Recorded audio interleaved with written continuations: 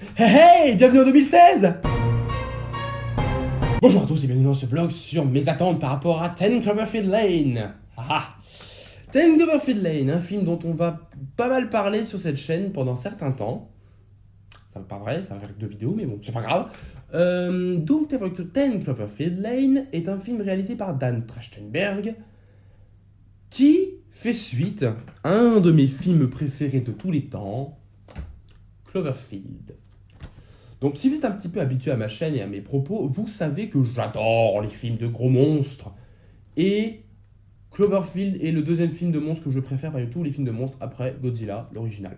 Donc, ça se pose là. Et c'est aussi accessoirement un de mes films préférés. Si vous prenez tous les posters qui sont dans ma chambre et que vous excluez les sagas type Seigneur des Anneaux et Star Wars, on exclut ces deux-là. Ceci est le poster que je préfère parmi tous ceux qui sont affichés dans ma chambre, pour vous dire. J'étais heureux le jour où j'ai trouvé d'ailleurs. Donc, 10 Cloverfield Lane est un film réalisé par Dan Trachtenberg, réalisateur que vous ne connaissez certainement pas, puisqu'il a été le réalisateur d'un seul film à l'heure actuelle, un seul film donc, qui est répertorié officiellement. C'est un fan film sur la saga Portal, qui s'appelle Portal No Escape. C'est enfin un film non, c'est un court métrage de 6 minutes. Je vais vous mettre un lien quelque part pour que vous puissiez aller le voir. C'est visuellement très intéressant, une bonne fidélité par rapport à l'univers de Portal. Je vous conseille, si vous êtes fan de Portal ou si même vous êtes fan de ce genre de film de science-fiction, allez jeter un coup d'œil. C'est rassurant de voir que cette personne va réaliser un des plus importants films de 2016. Bon, 10 Cloverfield Lane est un film avec alors je regarde mes notes, Mary-Elizabeth Winstead, donc vous avez probablement vu dans Scott Pilgrim vs. The World dans le rôle de Ramona, avec ses ex. Voilà, c'est Ramona. John Goodman, que vous avez probablement vu dans The Big Lebowski, The Artist et Argo, donc un acteur qui a une bonne gueule, comme on l'aime, et John Gallagher, que vous avez probablement vu nulle part, ou alors je sais pas lire Wikipédia. Donc toujours avec notre bon vieux J.J. Abrams à la production, on va revenir à ça parce que c'est un détail très important. Et j'ai noté la présence d'un certain Damien Chazelle au scénario. Damien Chazelle qui est entre autres le scénariste et réalisateur d'un certain Whiplash. Donc pourquoi pas? Bon, attention, ça veut rien dire parce qu'il a aussi été le scénariste du dernier Exorcisme 2, qui est une sombre daube. Donc bon, hein, on va aussi remettre les choses dans leur contexte tout de même. Donc ce film est la suite de notre magnifique petit DVD Cloverfield, ici présent. Cloverfield, j'adore ce film, mais vraiment, mais vous imaginez pas à quel point. Donc bon, je vais vous détailler un petit peu pourquoi est-ce que j'aime ce film. Eh bien parce que ce film, c'est une prouesse technique, visuelle et cinématographique. C'est un film qui, tout en se présentant comme un des pionniers du genre, a réussi à renouveler le film de Kaiju au cinéma. Donc je dis film de Kaiju pour parler des films de monstres en général, film de Kaiju égale spécifique au cinéma japonais, égale signifie spécifique au cinéma japonais dans mon langage à moi. On va se comprendre comme ça. Mais en tout cas, un film de Kaiju, ce film a été révolutionnaire. Ça a été une révolution aussi bien pour le fan footage que pour le film de monstre pur. Rien que par le concept du monstre, qui n'est même pas un monstre détruisant volontairement la ville, c'est un enfant perdu. Le monstre est un bébé perdu au milieu d'une ville et qui se fait tirer dessus et qui prend peur et détruit la ville par pure maladresse. Et aussi un peu pour se défendre contre un adversaire qui ne le comprend pas. Ça a fait aussi un film révolutionnaire au niveau de la technique, parce que le film de fan footage était spécifiquement réservé à des huis clos, et dont a témoigné le succès de REC et de Paranormal Activity réalisé après. Cloverfield, lui, est un film qui a poussé le concept du fan footage à un point inimaginable en sortant du huis clos, mais en tournant ça dans une ville avec des effets spéciaux démentiels. Le film ne se cache pas de ses influences, donc qui sont King Kong, Godzilla, des références assez marquées, et aussi certains clins d'œil à New York 1977 de John Carpenter. Vous m'attaquerez dans les commentaires si je dis de la merde, c'est un film de John Carpenter, je ne sais plus exactement le nom, je ne l'ai pas vu, mais l'image de la Statue de la Liberté au milieu de la rue est très très connue, c'est une image assez répandue, et c'est un clin d'œil laissé par le film. produit par J.J. Abrams, et J.J. Abrams en réalité est la véritable tête pensante du projet. Dans le sens où c'est déjà lui qui a eu l'idée en voyant tout le culte. Je crois que c'était au cours d'un voyage au Japon qu'il a vu avec Matt Reeves. Ils ont vu, je crois que c'était un voyage à deux, et ils ont vu en gros tout le culte dévoué à Godzilla au Japon, et du coup ça leur a inspiré un monstre qui deviendrait le Godzilla américain. Et du coup, ayant un traumatisme à exprimer, le traumatisme du 11 septembre, très bien détaillé par l'imagerie du film, hein. Je veux dire, rien que sur l'affiche, on voit des références au 11 septembre direct avec l'agression des monuments. Une inspiration du coup qui est post-11 septembre. Et beaucoup ont reproché d'ailleurs au remake d'Abrams, au premier remake de Star Trek, de ne pas trop se focaliser sur le 11 septembre, mais c'est parce qu'il l'avait déjà fait dans Cloverfield. Puisque vraiment J.J. Abrams a peut-être pensé du projet parce que c'est lui qui a réuni les fonds, c'est lui qui a réalisé à la production, c'est lui qui a dégoté Matt Reeves à la réalisation, c'est lui qui a posté son compositeur sur le film, on va reparler de ça plus tard. C'est lui qui a probablement été aller chercher les acteurs et les nouveaux talents du film, acteurs qui nous sont complètement inconnus, parce que si vous connaissez T.J. Miller et les autres acteurs qui ont participé au film, c'est que vous êtes probablement fan de Cloverfield comme moi. Donc, tout ça étant, donc J.J. Abrams a réuni une véritable équipe et a soudé le projet. Le scénario est en partie... Je crois que le scénario est signé de J.J. Abrams. Je vérifie tout de suite. Blablabla. Genre, je m'excuse, je fais faire un petit cut.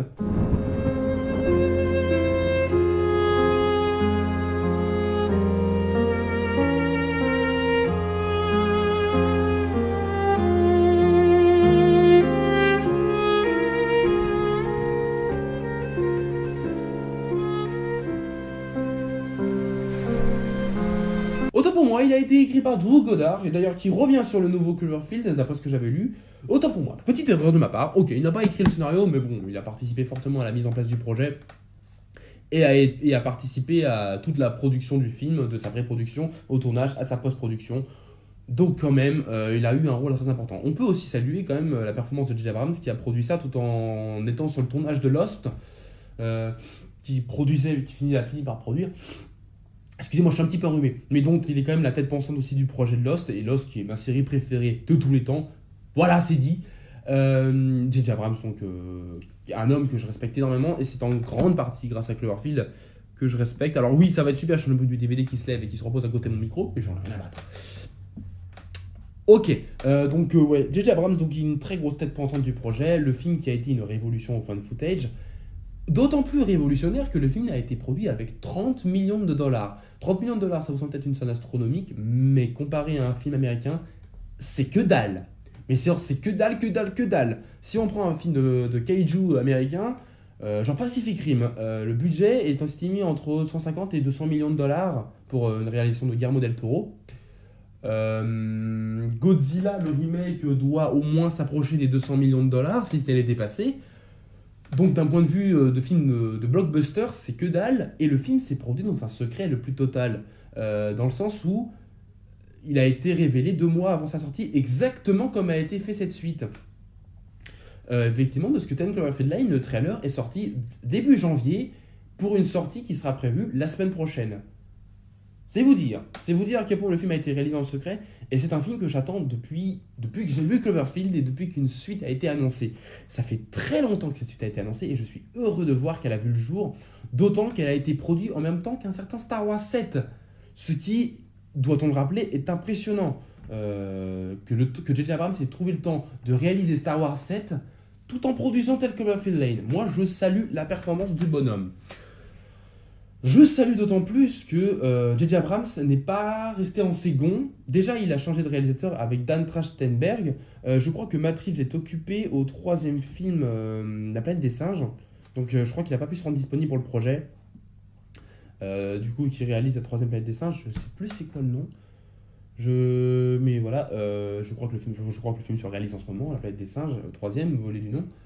Donc je salue J.J. Abrams aussi de ne pas rester dans ses souliers, dans le sens où il est sorti du fan footage et il est passé à un film qui semble radicalement différent dans l'ambiance, ce qui va apporter quelque chose de très nouveau à cette saga naissante qu'est Cloverfield.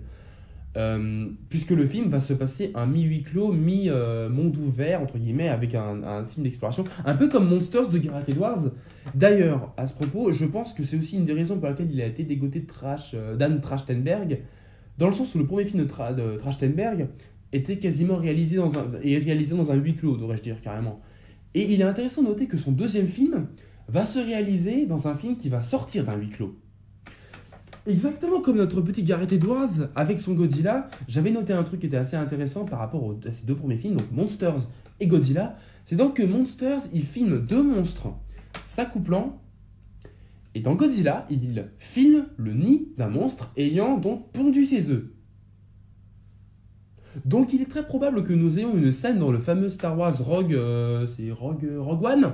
Il est probable que nous allions avoir une scène d'une créature accouchant. Et donc du coup, je pense que c'est aussi une des raisons pour lesquelles J.J. Abrams s'est tourné vers Dan Trachtenberg, qu'il a jugé efficace sur la réalisation de Mortal No Escape. Ne vous en faites pas, je vous mettrai le lien dans la description.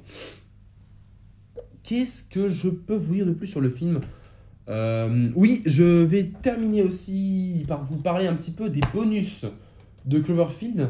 Ce sont pour moi les bonus d'un point de vue cinématographique, parmi les bonus les plus intéressants qui m'a été donné de visionner. Bon, indépendamment de mon amour pour le film, les bonus présents sur le truc, dont notamment le making-of, toute la créature, la genèse du monstre, la genèse du projet, sont très intéressantes et je vous conseille, si vous avez le moyen de vous procurer ce DVD ou même une version Blu-ray de celui-ci avec des bonus, je vous conseille fortement de regarder les bonus avec autant d'intérêt que vous regarderez le film. Ça a été pour moi des bonus qui ont été très intéressants et qui m'ont donné vraiment envie de faire du cinéma de kaiju. C'est parmi un des films pionniers dans mon cinéma et je ne manquerai pas de rendre hommage un jour à ce film tant le projet me botte. Une autre chose que j'aimerais discuter avec vous, je ne sais pas si ça a été confirmé, mais il est probable que le compositeur soit aussi Michael Giacchino, qui a pondu donc le générique de fin de Cloverfield, qui est une de mes compositions de films préférées, si ce n'est ma composition de film préférée. C'est une composition de 8 minutes qui s'appelle Roar. Vous la trouvez sur YouTube également, et elle est magnifique, génialissime, incroyable. C'est vraiment le summum de ce que j'adore en termes de composition. Dit Michael Giacchino, que je vais vous rappeler, a travaillé sur des projets imposants. Il a commencé notamment sa carrière, il s'est fait remarquer sur la bande originale des Medal of Honor, qui lui a valu un certain prestige auprès des fans de la saga. Excusez-moi, je me gratte les yeux. Donc il a travaillé sur les Medal of Honor. Je crois que ce sont les Medal of Honor, je ne suis plus tout à fait sûr, mais il me semble bien que c'est ça. Il a aussi composé la bande originale de Jurassic World l'an passé. Qui est trop bien en termes de bande originale, il est trop bien cette bande originale. Et le premier qui me dit que la bande originale de Jurassic World est copiée sur la bande originale de Jurassic Park, je lui fracasse les 90% de composition originale dans la tronche. Voilà, c'est dit. Donc la composition originale de Jurassic World. Il a aussi composé pour beaucoup des films Pixar, genre Inside Out, donc vice versa en français si vous n'avez pas fait le rapprochement, Ratatouille, un bon paquet d'autres que j'ai plus en tête. Il a aussi travaillé sur la plupart des films d'Abrams sauf Le Réveil de la Force, donc à savoir les deux reboots de la saga Star Trek. Mission Impossible 3, je n'ai toujours pas vu. J'ai oublié. Super 8. Voilà, il a aussi composé les bandes originales donc, des films de Matt Reeves, dont La Planète des Singes, qui sont des putains de bandes originales. Il faut l'écouter. Enfin bref. Michael Giacchino, ce mec déchire. Je l'adore, je lui ferai des enfants. Et j'espère vraiment qu'on va le retrouver sur notre 10 Cloverfield Lane. J'espère qu'il sera là, car ça me ferait vraiment plaisir d'entendre une partition de Giacchino, développer les thèmes établis dans sa conclusion du film de Matt Reeves. Donc oui, Matt Reeves qui avait aussi réalisé le premier Cloverfield. Donc du coup, il y a un changement de réalisateur, mais je l'ai déjà dit ça. Qu'est-ce que je peux vous dire d'autre, si ce n'est d'aller voir ce film ? Moi, j'ai ma place pour l'avant-première. Avant-première que donc, je le verrai mardi soir. Donc, il est probable que vous ayez le vlog avant la sortie en salle mercredi, du coup. Je vais faire mon possible pour vous le monter. Ce sera le premier film que je vais critiquer de 2016. Ce ne sera pas le premier film que j'ai vu de 2016. Si ce n'est un des premiers quand même, parce que je n'en ai pas vu beaucoup. Mais ce sera le premier film que je critiquerai. Muda Muda, j'espère vous retrouver donc en salle. J'espère surtout vous retrouver pour discuter de ce film. Je pense, pour moi, voilà, c'est une des sorties de l'année ce film parce que quand j'ai su que le projet allait sortir, j'étais trop bien. Voilà, vous attendez Civil War, vous attendez Batman vs Superman. Moi, j'attendais le Come of Line. Je vous emmerde. Voilà, c'est dit. Je vous retrouve du coup dans une semaine pour le débriefing du film. Et en attendant, je vous fais des très gros bisous partout. Et je vous dis à très bientôt. Coucou!